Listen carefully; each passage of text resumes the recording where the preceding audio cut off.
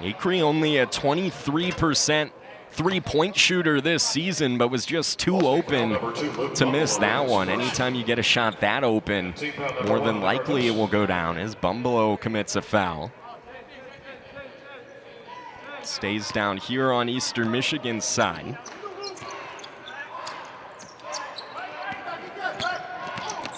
It was a good screen by Gross. McBride was able to maneuver around it, and then a missed three by Montero. Fast the other way goes Ish El-Amin.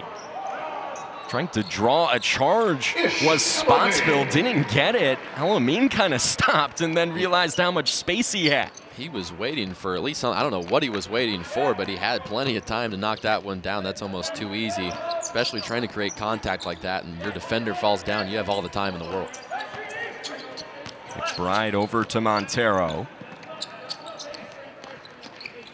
The Eagles trying to get some offense going. They couldn't that trip as Coleman a good poke of the ball. And the other way go the Cardinals once again.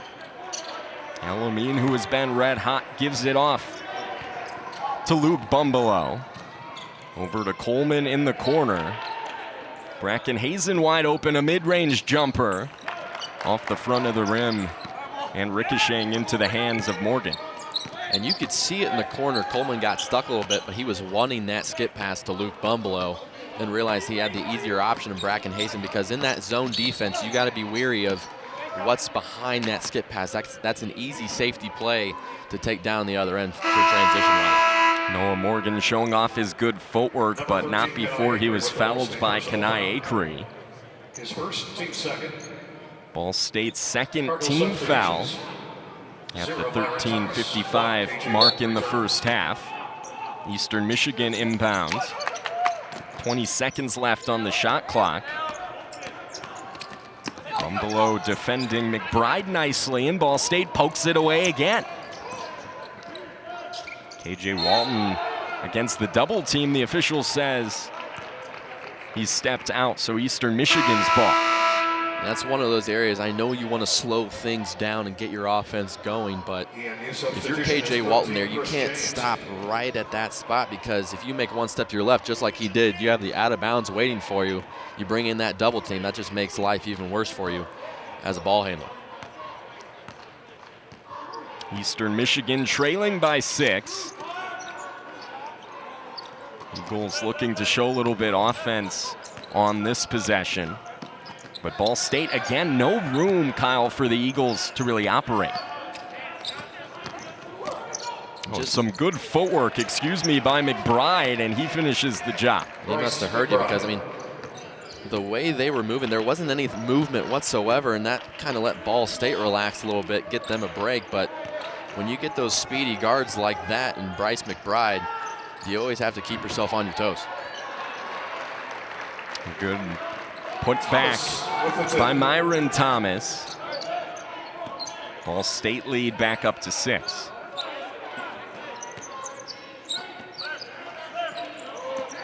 It's Montero inside to Gross. Thomas guarding him. Gross going up, and he is fouled by Thomas, so he will head to the charity stripe. And you look back at that play, Gross uses his length so well around the basket. Just right here, you see Myron Thomas reach in, try and get the ball, and just utilizes that nice little whip around move towards the top of his face. You get that contact on the elbow, that baseline official is going to see it every time, and that usually means you're heading to the free throw stripe.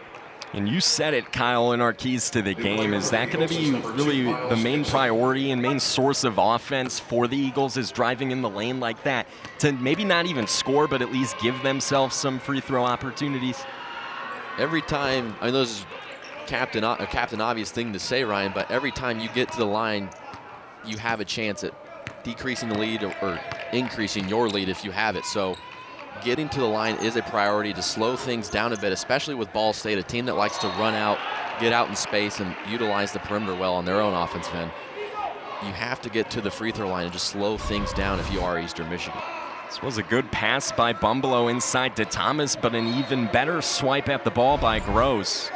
Eastern Michigan showing off their defense early on, but a wide open 3 attempts for El-Amin. Can't knock it down. Miles Gibson, who recently checked into the game for EMU. Also Chris James out there for the Eagles. Driving inside along the baseline was Morgan, who kicked it out to Spotsville. Spotsville couldn't knock it down. Ball State the other way. El-Amin from the top of the arch off the front of the rim. Ball State offensive rebound. They try again. Bumbleau a nice pass inside. Good footwork by Thomas leads to drawing a foul. Nice second chance opportunity for the Cardinals. And a nice pass by Luke Bumbleau right here. But just excellent footwork from Myron Thomas, getting himself to the line off the foul from Morgan. And team foul number 2. Nifty pass by Bumbleau. And Thomas doing a good job inside the paint early on. It is Ball State leading Eastern Michigan 13-9, nearing the 10-minute mark.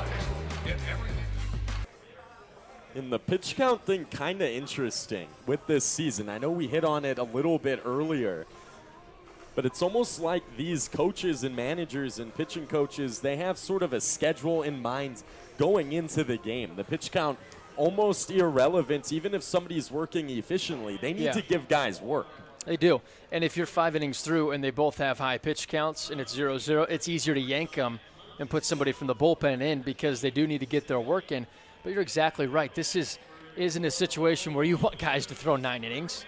Maybe if this is a normal 72 games in 80 days schedule, yeah, you need your starting pitchers to go 9 innings some games. It's a completely different situation. Got to get guys in. David Melfi 0 for 1 tonight with a walk in the second inning. 1-0.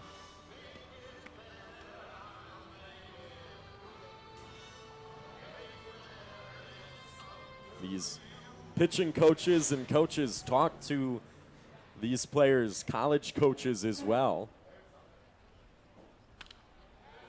Fouled out a play, 1-1. That's something Brendan Kelly, BK, was saying to us before the game. He talks to his pitchers' coaches about once a week.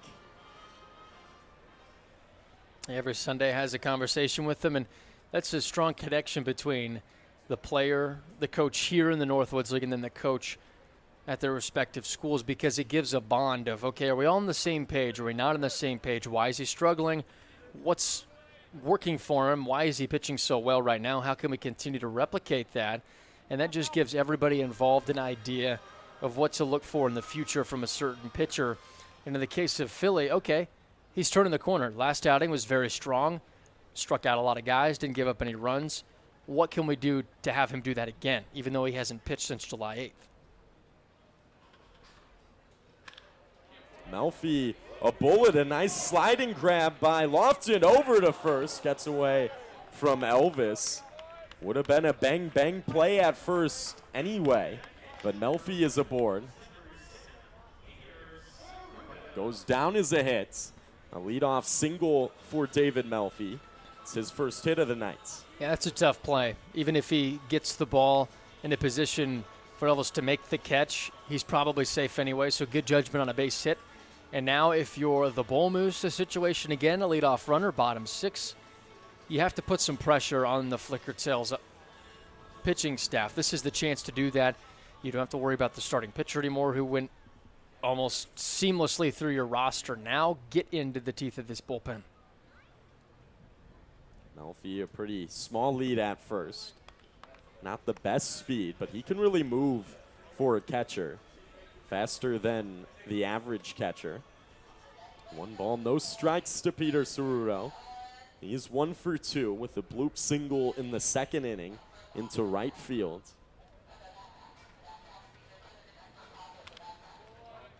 Fouled off, 1-1.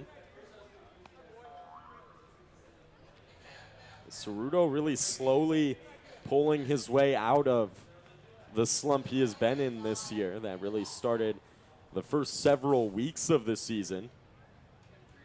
Now hitting above 120. It wasn't too long ago where he was below 100. Cerruto, a swing and a miss, 1-2.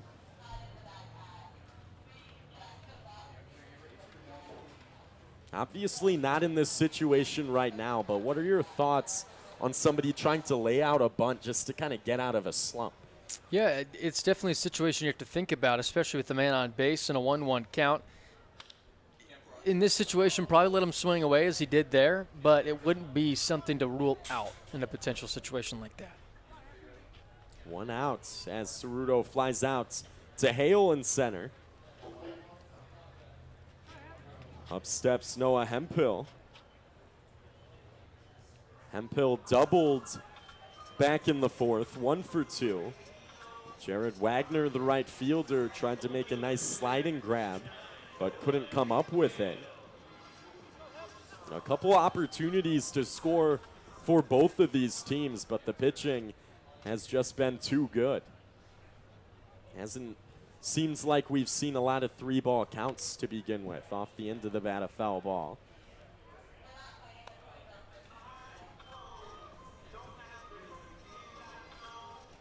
The wind's picking up a little bit here at Municipal Ballpark, blowing out very softly to right field. Not a whole lot of fly ball outs either. A lot of stuff hit on the ground. Melfi is off on the 0-1. The throw by Hopkins is not in time. Melfi sliding feet first, picks up a stolen base. At the first stolen base of the season for David Melfi. 1 for 2 now. He was caught stealing the last time he tried to swipe second. You can see very gentle winds and breeze here in Bismarck. Usually it's a little bit stronger than that. A swing and a miss, 1-2. Talk about strong. That was a strong swing. And if he were to connect with it, you're probably talking about a run scored for the Bull Moose. And that's what the staff talked about to us today, Ryan, is we need to have better posture. We're dipping and we're trying to pull everything to left field. We need to stand tall, stay through the zone, and try and hit balls in a line drive. You're not going to hit home runs by pulling and swinging up necessarily. You can do that, obviously, but they talked about staying through the zone, getting a quicker swing, and being able to just to put a line drive on a ball. That's how you're going to find your swing. I mean, if you have slow motion of every single one of these swings, you're seeing the posture out of balance. You're not seeing up and down and through the ball. You're seeing a lot of pulling to the left. And that posture might be improving because that was actually the first fly out of the game for the Bull Moose. Right. So they're hitting a lot of balls on the ground or on a line just right at the defense for the Flicker Tails. Time is called on the 2-2. In most situations, putting the ball on the ground is going to give you a better chance of either an error or a base hit than putting something in the air if it's not a line drive. So you have speed, too. If you're the Bull Moose, use it. Try to use it to your advantage. A swing and a miss on the 2-2. Hemphill's going to make it down to first safely. A drop third strike gets away from Hopkins. Runners on the corners with 1 out. It's hard to tell there. It really is. Like you mentioned, Ryan, sometimes you get that freebie off the block. See if we get another look here. It's got to be indisputable to overturn it. I mean, that's a tough one. That really is a tough one, and that could be a huge point in set 3. This review perhaps more meaningful than the last one that happened earlier on in this 3rd set.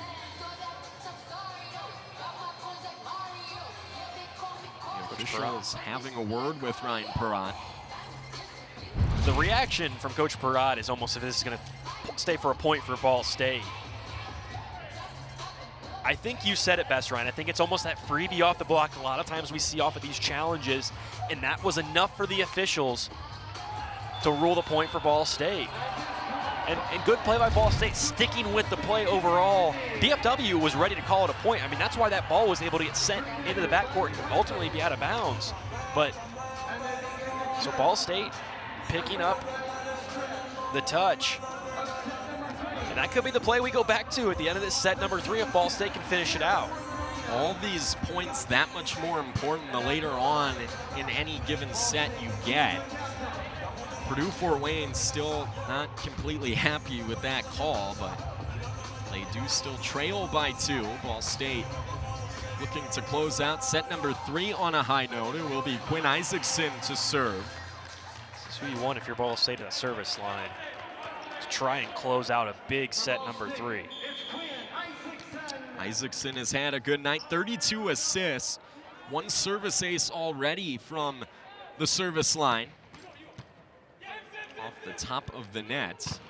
Santos to Vargas, that has been the combination most of the night for Purdue Fort Wayne, but Blake Reardon and Ball State's blockers going up. That time 3 Cardinals were there. Give Coach Walton and the Ball State Cardinals a ton of credit on this adjustment. Vargas has been attacking them from the left side and really has had his way all night long, sent 3 blockers right at him. That's a huge point for Ball State. Ball State brought the house on that blocking attempt. You see the blocking numbers. Purdue Fort Wayne with a slight edge in that category, but perhaps because they have a little bit more size than Ball State up front. Ball State read that play all the way. Ryan Perrott has to take a timeout for Purdue Fort Wayne to sort of regather his team, talking things over a little bit. Ball State, though, has really come into his zone from that 10-point range up till now. It's a good timeout for the Mastodons because after that challenge, things just kind of felt off, as they can do if a challenge doesn't roll your way. For PFW, a great opportunity for them to respond. It's a little bit of an adversity in the young season for them in game number 1. But I think for Ball State, you look no further than Blake Reardon to try to finish out this set number 3. Maybe even Caleb Jennis as well. Each team has taken a timeout in this 3rd set, so only 1 timeout apiece for both of these coaches. I wouldn't be surprised if we see both of those timeouts used depending on which way this set falls.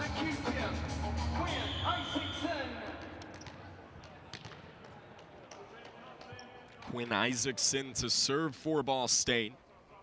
Again, 1 service ace tonight. Hernandez into the game for Purdue Fort Wayne. Mitch Geiger with an attack error. Ball State gets the point. I think it's a frustration for PFW. I really do. They just seem like a little bit of a different team after that challenge. And it's carried Ball State. They've rode off that momentum. Give credit to Ball State. They haven't backed down, and Isaacson's done a great job at the line.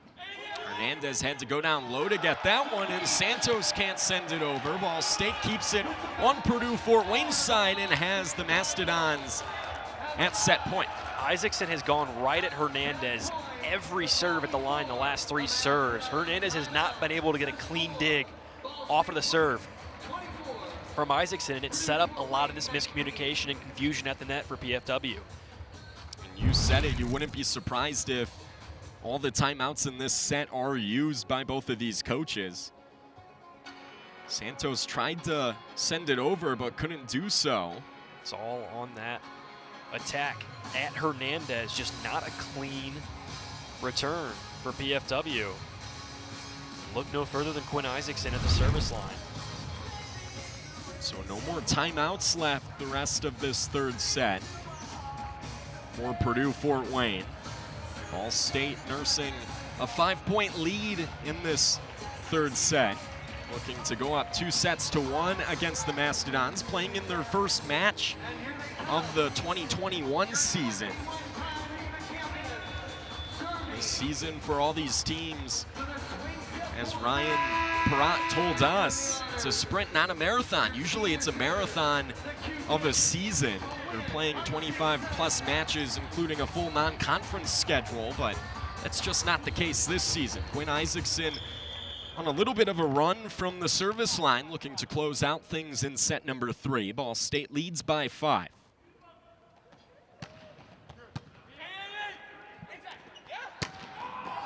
Too far for Purdue Fort Wayne. Ball State goes up 2-1, taking set number 3, 25-19, the largest margin we have seen through the first 3 sets. Ball State's attack on fire.